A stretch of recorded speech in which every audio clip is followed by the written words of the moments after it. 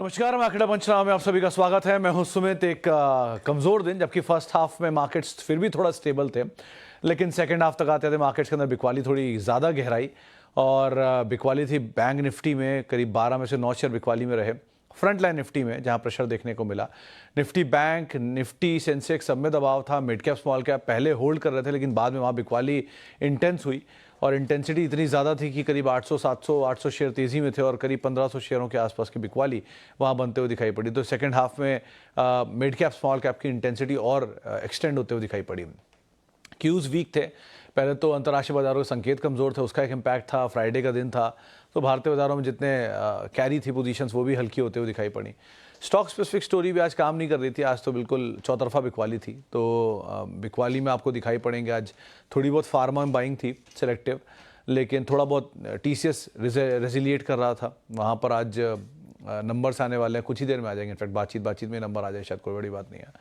तो उस नंबर्स से पहले यहाँ पर थोड़ा बहुत टीसीएस सपोर्टिव था, लेकिन एचडीएफसी बैंक में प्रेशर था। रिलायंस में तेज़ी जो थी वो वापस फिजल आउट हुई। अदानी समूह के शेयरों में थोड़ी बहुत बाइंग थी। ऐसे करके अलग अलग स्टॉक स्पेसिफिक स्टोरी चल रही थी, लेकिन ओवरऑल मार्केट के अंदर आज प्रेशर बनता हुआ दिखाई पड़ा। और जो वीकनेस है वो अभी तो बाजार में कामकाज कर ही रही थी एटलीस्ट आज के सत्र के लिए। अगले हफ्ते से आप दो बड़े इवेंट आज ही शाम को आ जाएंगे। पहला तो टीसीएस है, उसके नंबर्स आएंगे तो बहुत हद तक आईटी की दिशा दशा तय कर देगा। इनफैक्ट नंबर आ भी गए। मुनाफा आया 12,240 करोड़, 12,080 करोड़ के मुनाफे का एक आंकड़ा था। उससे बेटर साइड पर नंबर आता हुआ दिखाई पड़ा है टीसीएस का। इसके अलावा जो बाकी अगर अनुमान के नंबर्स, बाकी नंबर्स को देखा जाए तो उसमें एबिटा के नंबर्स अभी पेंडिंग है। दो नंबर्स क्रूशल रहेंगे। पहला नंबर था कि वो कांस्टेंट करेंसी ग्रोथ का नंबर क्या आता है एक, और दूसरा नंबर जो है वो होगा कि डॉलर रेवेन्यू किस तरह के आते हुए दिखाई पड़ते हैं। तो आय करीब 61,200 करोड़ रुपए के आसपास आई है। 61,400 करोड़ का अनुमान था, अनुमान से स्लाइटली नीचे आया है, लेकिन मुनाफा अनुमान से बेटर साइड पर दिखाई पड़ रहा है। अब कांस्टेंट करेंसी का नंबर क्रूशल होगा, वो कैसा देखने को मिलता है, और डॉलर रेवेन्यू का नंबर। एबिट फ्रंट पे 15,900 करोड़ का अनुमान से बेटर है। 15,500 करोड़ का एबिट का अनुमान था, 15,900 आया है। और एबिट मार्जिन भी 25% था, अनुमान 26% आया। तो अनुमान से बेटर ऑपरेटिंग परफॉर्मेंस सो फार दिखाई पड़ रही है। बिटवीन द लाइन कैसे हैं वो भी है। 28 रुपये पर शेयर डिविडेंड जिन शेयर होल्डर्स के पास है उनके लिए एक अच्छी खबर कि 28 रुपये पर शेयर का डिविडेंड भी आया है। चलिए अब आगे सवाल जवाब का सिलसिला शुरू कर लेते हैं और बातचीत कर लेते हैं कुछ सवालों को लेकर भी। संयम कुच्चल साहब का एक सवाल है। डीएलएफ टाटा मोटर्स में 20-20 शेयर फ्री के हैं, इन्हें सेल करके एशियन पेंट और डाबर ले सकते हैं क्या 3 साल के लिए? 3 साल से नहीं चले हैं और कुछ बल्क में स्टॉक बताएं। सर बल्क में लेने लायक है तो एशियन पेंट्स है, आप पूछ रहे हो क्योंकि, तो इसलिए बता रहा हूँ। लेकिन इनको बेच के मत लेना।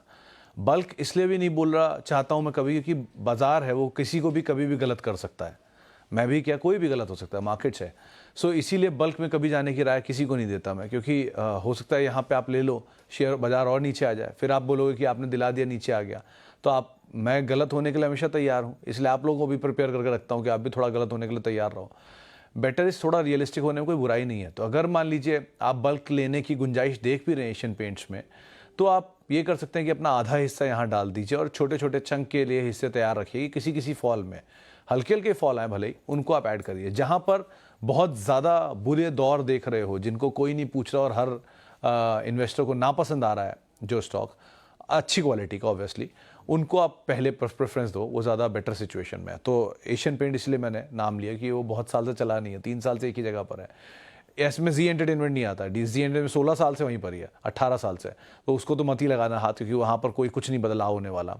लेकिन एशियन पेंट्स या इवन डीवी स्लैब, इनमें आप समय दे सकते हो। एचडीएफसी बैंक, इनमें कोई प्रॉब्लम नहीं है। एचडीएफसी बैंक थोड़ा चल गया नीचे से, लेकिन अदरवाइज वापस नीचे मिल जाए ज़्यादा बेटर है। अपनी एग्जिस्टिंग पोजीशन से निकल के उनमें जाना ये लॉजिकल नहीं दिख रहा है। सो उसको आप एक बार को देख लेना।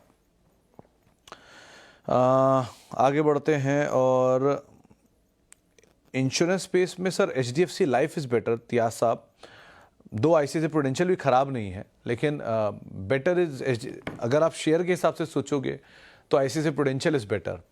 अगर आप कंपनी के हिसाब से सोचोगे तो एचडीएफसी लाइफ इज़ बेटर, क्योंकि उसके पास ज़्यादा बड़ा मार्केट शेयर आ रहा है कंपेरेटिवली आईसीआईसीआई प्रूडेंशियल के।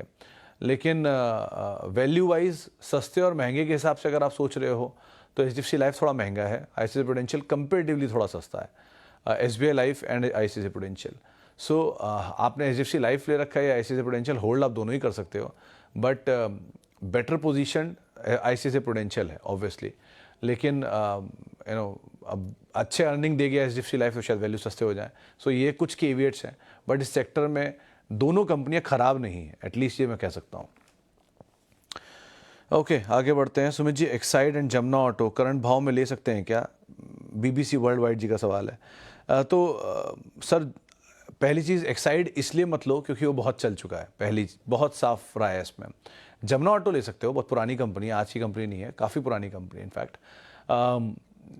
इवन सोना कॉमस्टार भी ले सकते हो। अब एलॉन मस्क साहब अगर इंडिया में आ रहे हैं, EVs को लेके कामकाज होता है, एक्सपेंशन होता है, तो एंसिलरीज इंडिया से ही जाएंगी। मेजरली कोई ना कोई तो सप्लायर बनेगा ही। सो अगर ऑटो को लेके कुछ काम हुआ तो इस तरह के सप्लायर, प्रिकॉल, ये बॉश, ये सब कंपनियां खराब नहीं, मदरसन ऑलरेडी प्लेयर्स हैं बड़े बड़े, तो इन सब पे आप वैसे नज़र रख सकते हो। लेकिन अदरवाइज एक्साइड केस में बस एक ही चीज़ बोलूँगा कि चला बहुत है, इसलिए आप इसे अवॉइड करो। नीचे मिल जाए तो बात अलग है, क्योंकि 3 दिन के अंदर ही ये शेयर एग्जॉर्बिटेंट चला है, 17% चला, फिर 8% चला, फिर 4% चला। तो इस तरह की तेज़ी से दिखा दिया, तो थोड़ा सा एक बार को आप संभल के कॉल लेना इसमें। Jamuna auto is fairly good. Adani energy solution, Nitish sir, ये एक ही राय, इसमें मैं पहले भी देखता आया हूँ, आज भी दे दूंगा, और जितना लंबा पेशेंस आपका ये टेस्ट कर रहा है उतना ही लंबा रिवॉर्ड भी देगा, इतनी मुझे उम्मीद है इससे। आप ऐसे समझिए कि 760 आपका एक क्रूशियल सपोर्ट जोन है, 1030 पहला सपोर्ट जोन है, 1030 निकल गया, 760 का स्टॉप लेके आप जब तक बने रह सकते हो बने रहिए। विद टाइम ये आपको अपने आप रिवॉर्ड दे देगा।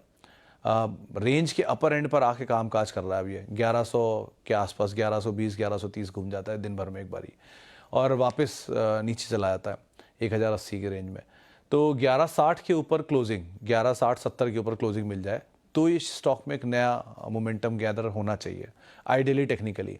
लेकिन अदरवाइज 760 का एक क्लोज स्टॉप लॉस आपके लिए हमेशा ये है, वो आपका पेरिनियल स्टॉप लॉस है, उसके साथ आप जितने समय तक होल्ड करना चाहो होल्ड कर सकते हो।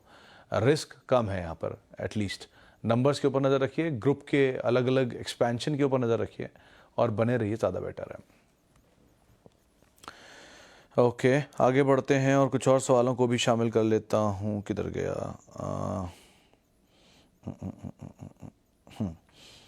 ओके, इसके अलावा sir, I have 50 share of TTK health care 1401। काबर साहब, मेरे ख्याल से तो बने रहो, बहुत चला नहीं है ये ग्रुप की दोनों कंपनियां, प्रेस्टीज भी नहीं चला और हेल्थ केयर भी नहीं चला, होल्ड करो। बट ये मोमेंटम बेस्ड स्टॉक है, इक्विटी छोटा है, तो जब ये चलने पे आएगा तो एकदम से चलता है। सो बहुत रिस्क आपके पास है नहीं, सो इसलिए बने रहने में कोई खास हार्म है नहीं, अच्छी कंपनी है ऐसे इन टोटल ये। Okay, hello Sumit sir, it's my pleasure to have an amazing, thank you Murad साहब, बहुत बहुत शुक्रिया इस तरह की हौसला अफजाई के लिए। Please give your views on fresh entry in JSPL। तो मुराद साहब देखो, इस कंपनी का पुराना ट्रैक रिकॉर्ड आपको पता ही होगा क्या है। ये मतलब अब 2008 से 14 के बीच की ड्यूरेशन जो है, उस ड्यूरेशन में इसकी सिचुएशन बहुत ख़राब थी, हायर डेट थे, लॉस ख़राब थे, और कुछ कोल स्कैम वगैरह में नाम भी था। सो इस चक्कर में बहुत टूटा था, टूट के सिंगल डिजिट डबल डिजिट में भी आ गया था, 60-70 रुपये तक शेयर पहुंच गया था, वहाँ से वापस रिकूप किया इसने। सो कंपनी इन टोटल वैसे ठीक है, उन सब पार्ट्स को अगर हटा दिया जाए, बहुत खुद तक क्लीन भी किया इन्होंने अपने आप को, नंबर्स भी ठीक है, कैपेसिटी भी अच्छी है। सो आप होल्ड करना चाहो होल्ड कर सकते हो, और लेना चाहो तो आप थोड़ा थोड़ा लेना। मेटल का बेस्ट स्टॉक अगर कोई आप विद टाइम के लिए लेना चाहो तो हिंडाल्को वुड बी गुड, क्योंकि कैपेसिटी वाइज उसके पास कैपेसिटी बहुत अच्छी है। सो हिंडाल्को अच्छा है, JSW स्टील अच्छा है, मतलब ये नवीन जिंदल साहब की कंपनी है JSPL, और JSW सजान जिंदल साहब की कंपनी है। सो कंपनियां दोनों अच्छी हैं, JSW स्टील भी एंड JSPL भी। पहले कभी ये मतलब मेरी क्योंकि पॉलिटिकल समझ कम है, लेकिन पॉलिटिकल गलियारों में ये बात होती थी कि JSW steel is UPA side, NDA side माफ़ कीजिएगा, और JSPL वॉज UPA साइड, लेकिन अब विद टाइम दोनों ही NDA साइड आ गए। सो वो भी एक अगर आप उस आधार पे मानना चाह रहे हैं तो भी एक नाम हो सकता है। बट अदरवाइज कंपनी ठीक है, कैपेसिटीज़ भी अच्छी ऐड की इन्होंने रिसेंटली, और नंबर भी अच्छे थे, डेट को भी रीपे किया थोड़ा बहुत पहले से, तो आप बने रह सकते हो और ख़रीदारी भी कर सकते हो। बट मेटल में ऑब्वियसली अगर आप प्लेयर्स के हिसाब से देखोगे तो Hindalco is the best, even Tata steel.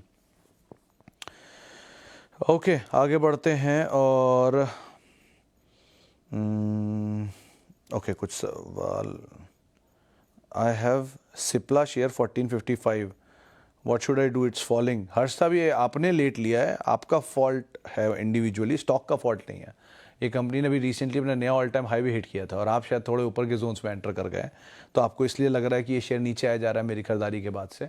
Company अभी भी ख़राब नहीं हुई है सिप्ला, और it is one of the finest company of pharmaceutical, मतलब ब्रोंकल स्पेस में। जो डॉक्टर लोग मुझे सुन रहे हो ज़्यादा बेहतर जानते होंगे इस बात को, और मतलब समझ भी सकते हैं इस बात को कि किस तरह की डिमांड है इस कंपनी के प्रोडक्ट्स की।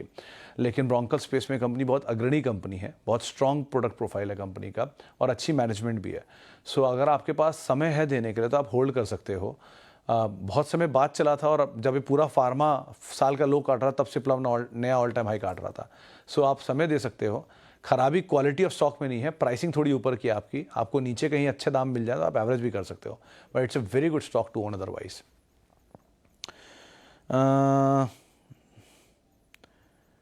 आसिफ जी का सवाल है कि Sumit ji please suggest some undervalued stocks right now. Asif ji आप एक बात बताओ, मतलब मैं कोई दिव्य दृष्टि लेकर तो पैदा हुआ नहीं हूँ कि मेरे को कुछ ऐसा दिख जाएगा जो किसी को नहीं दिख रहा। मार्केट है, everybody knows very well, I am just a small part of it. तो बाजार में सबको ही वैल्यू दिख रही है ना, और वैल्यू वाले स्टॉक अगर मैं बोलूँगा तो आपको पसंद भी नहीं आएंगे। एचडीएफसी बैंक में वैल्यू बोलता था, किसी को शायद पसंद आई नहीं आई। आज एचडीएफसी बैंक 200 रुपये पर चला गया तो सबको अच्छा लगने लग गया, नए ब्रेकआउट दिख रहे हैं उसमें। HDFC bank still it's value 1, 17 के मल्टीपल पे स्टॉक कामकाज कर रहा है, देश का सबसे बड़ा प्राइवेट बैंक है। आप कैसे उसे अवॉइड कर सकते हैं, इस फैक्ट को कैसे अवॉइड कर सकते हैं? सबसे बड़ा प्राइवेट बैंक है, चला नहीं है इसलिए वो बुरा हो गया ना, ठीक है, जिस दिन चल जाएगा तो बड़ा हो जाएगा, उसमें क्या है। दूसरा, आप ये even Divi's and Asian paint is not a bad stock. समय थोड़ा ख़राब है कि बहुत चला है, ये मल्टी बैगर रहे हैं विद टाइम। आज ही मैंने एक लिस्ट ट्वीट किया, पढ़ लेना वहाँ पर, कि देश के सबसे बड़े मल्टी बैगर्स कौन कौन से। उसमें इन दोनों का नाम है, एचडीएफसी बैंक का भी नाम है और एशियन पेंट का भी नाम है। तो इतने बड़े मल्टी बैगर रहे हैं 30 साल में, तो कहीं तो थकेंगे, वही थक रहे हैं। आपको मौका मिल रहा है, नीचे नीचे आराम से एक्यूमुलेट करिए, शांति से रखिए इसको अपने पास। It's a good asset to own one. इनके गेंस की एपेटाइट उतनी बड़ी नहीं होगी जितने आप मिड कैप स्मॉल कैप में देखते आए हैं, but they are good stock. 1 Elecon engineering का दाम मैं देख रहा था, ठीक है, 600 रुपये, 650, 700 रुपये की रेंज में पहुंच गया, वो एक अच्छी कंपनी है। अगेन चला वो भी बहुत है, तो उसको कूल ऑफ होने में या कूल ऑफ के बाद एक कंसोलिडेशन में समय लगेगा, लेकिन चल सकता है।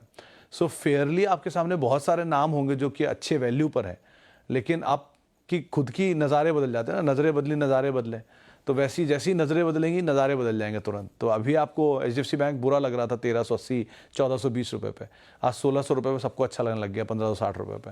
200 रुपये चलते एचडीएफसी बैंक की वैल्यू निकल आई अंदर से, तो मेरे को तब भी अच्छा लग रहा था, आज भी अच्छा लग रहा है। टीसीएस आज अच्छे नंबर दे दिया, 4000 रुपये आ गया, मुझे 2900, 3000, 3200 भी टीसीएस अच्छा लग रहा था, आज भी अच्छा लग रहा है, और अभी भी बहुत अच्छा लग रहा है। इनफैक्ट टीसीएस में एक बहुत बड़ी पोटेंशियल बाकी है।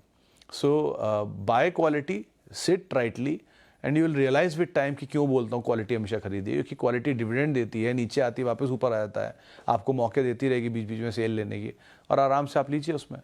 और अदरवाइज़ आप कोई भी ऐसा शेयर ले लेंगे जो छोटे दाम का है, उसमें आपको यही दहशत रहेगी हमेशा कि ये बंद ना हो जाए। इनमें ये दहशत कभी नहीं होती, इसलिए आराम आराम से लीजिए। और रही बात कोई और क्वालिटी मिड कैप मिलेगा, अच्छा नाम मिलेगा तो ले लिए। Snowman is another good one, promoter की बाइंग के नीचे आया आज फिर 71, 70s के जोन में, उसको आप ले सकते हैं अगेन, लेकिन स्टॉप लॉस आपका 64 ही रहेगा, उसको फॉलो करिएगा। सर एचडीएफसी बैंक के शेयर हैं मेरे पास, कहाँ गए जी, मेरे पास 1475 रुपये के दाम पे एवरेज कर सकता हूँ। आपके दाम से तो ऊपर आ गया ना, आपके दाम से नीचे आप एवरेज कर सकते हैं, कोई रिस्क नहीं है। और अगर आपका बहुत लॉन्गर ड्यूरेशन ऑफ टाइम का टाइम फ्रेम है तो भी आप एवरेज कर सकते हैं, लेकिन अगेन नीचे मिले तो एवरेज करने में ज़्यादा अच्छा फील आता है, तो आप उसका इंतज़ार कर लीजिए। ये जो खबरें चल रही हैं, वैसे एचडीएफसी बैंक में ये बता दूं कि बहुत ज़्यादा वीकनेस की उम्मीद रखिएगा मत अब, क्योंकि वो ऑलरेडी अपने बहुत बुरे दौर दिखा चुका है। सो छोटे मोटे झटके आएंगे उसमें, उन झटकों का इस्तेमाल करके आप ऐड कर सकते हैं। Protein is good for long time, I want to pass it to my children, I already have 100 shares, already 1270, आगे क्या था, ऑल्सो यून JSW infra. Sir JSW infra को तो अभी समय लगेगा और मैनकाइंड को भी समय लगेगा, ये दोनों अभी की लिस्टिंग है, इवन प्रोटीन को भी। आप इसे पास ऑन करना चाहते हैं तो आप पास ऑन कर सकते हैं, खराबी नहीं है कंपनी में, इवन एनएसडीएल में, मतलब वही प्रोटीन में।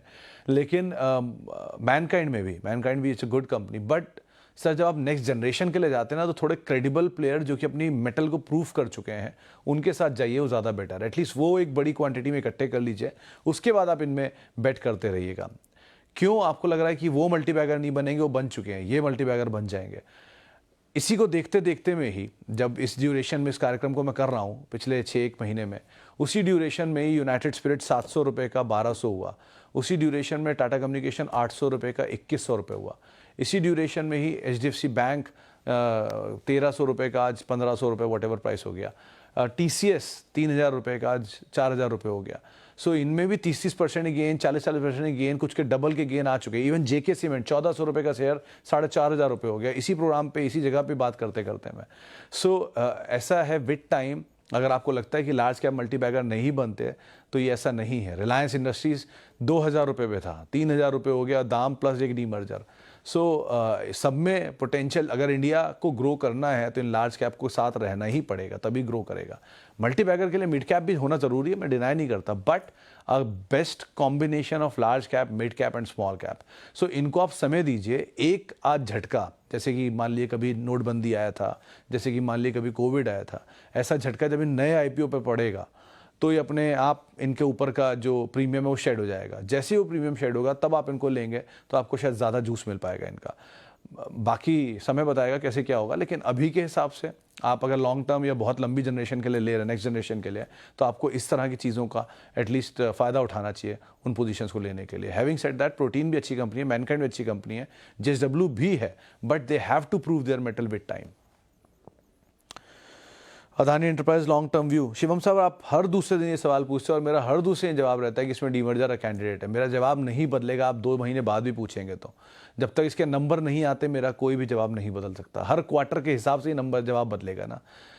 मानता हूँ कई बार कुछ इवेंट होते हैं जिनसे दिन भर में आपका व्यू बदल जाता है, लेकिन अदानी एंटरप्राइज निफ्टी का स्टॉक है। जब वो निफ्टी वालों का व्यू नहीं बदला, जो निफ्टी बेस्ड फंड्स है, तो मेरा कैसे बदल सकता है with time? So at least it's a good candidate for demerger. Just wait and watch is a better choice. और एफपीओ दाम के नीचे आए तो ऐड भी कर लीजिए इनफैक्ट। टेक्स मैक्रो रेल बहुत चला हुआ है सौरभ सर, ज़रा ध्यान संभल के आप इसमें कॉल लेना, आपको जो भी कॉल ले रहे हो, क्योंकि जो भी शेयर चले हैं वो शेयरों में इसमें बाइंग आई भी है, मतलब इसमें बहुत अच्छी बाइंग आई है, इसलिए एक बार को बोल रहा हूँ। हर्षद साहब का सवाल है, happiest mind promoter FPI mutual fund have continue to decrease holding because of QIP. Sir क्योंकि क्यूआईपी आया था तो क्यूआईपी में शेयर कौन देगा? या तो प्रमोटर देंगे, एफपीआई देंगे, तभी तो कोई पार्टिसिपेट करेगा। सो इसलिए इनकी होल्डिंग्स के अंदर चेंज आया ऐसा। बाकी इस क्वार्टर के नंबर पर आप नज़र रखिए, मेरे ख्याल से क्योंकि टीसीएस के नंबर अच्छे हैं। अगर अभी तक जो मुझे दिख रहा है, बाकी ऊपर जाऊंगा पढ़ूंगा तब पता चलेगा, क्योंकि कांस्टेंट करेंसी के नंबर्स अनुमान से थोड़ा सा नीचे दिख रहे हैं मुझे। 1.3 का अनुमान था लेकिन 1.1 आया है। अब ग्रोथ की कमेंट्री भी डिपेंड करता है, लेकिन अगर अच्छे नंबर आए टीसीएस के तो शायद पूरा आईटी इस पर रिएक्ट करेगा पॉजिटिवली, और रिएक्ट करेगा तो हैप्पीएस्ट माइंड पे मुझे लगता है कि भी पॉसिबिलिटी है रिएक्शन की। Let's wait and watch. बाकी अर्निंग इस बार की अगर इंप्रूव होकर आती है तो एक और क्वार्टर होगा जबकि अर्निंग इंप्रूव हो रही है, शेयर नीचे है, so might be reaction would be good. तो आप एक बार को नज़र रखना अदरवाइज के ऊपर। बट अगेन इस मार्केट में स्टॉप लॉस जरूर रखना, चाहे कोई पोजीशन हो आपकी, अगर आप ट्रेडर हो तो ऑब्वियसली। ओके जी, आगे बढ़ते हैं। सर काइंडली एडवाइस, और जो शेयर एनसीएलटी में जाकर डीलिस्ट हो जाते हैं उन शेयरों पर रिफंड मिल सकता है? Like I have Reliance capital, DHFL, श्रेष्ठ विनायक, जेपी इंफ्रा, पुंज लॉयड, ऑस्ट्रल कोक। सचिन सर, पहली चीज़ आपने जो भी सीखा है इस पूरे एपिसोड में, जहां आपने इतने सारे नामों को गिना है, आप प्लीज़ सबको बताना कि मार्केट का ये हिस्सा भी एक है जिसमें लोगों के पैसे डूबते हैं और बहुत बुरी तरह डूबते हैं। ये सब नाम, चाहे दीवान हो, रिलायंस इंफ्रा हो, चाहे जेपी इंफ्रा हो, ये सब एक ज़माने में बाजार के डार्लिंग्स थे और इन सब में पैसा डूबा है। सो मतलब I can not do much for you, लेकिन ठीक है, इट्स अ लर्निंग, हम सब ने सीखा है। आप अभी वेट करो, क्योंकि कुछ कंपनियां जैसे अभी स्वान एनर्जी, स्वान डिफेंस बन रही है, तो रिलायंस डिफेंस के शेयर होल्डर को उन्होंने पैसा दिया है। तो ऐसे कुछ शेयर अगर अच्छे से एक्वायर कर लेते हैं तो उनके प्रमोटर अगर चाहते हैं तो दे देते हैं पैसा।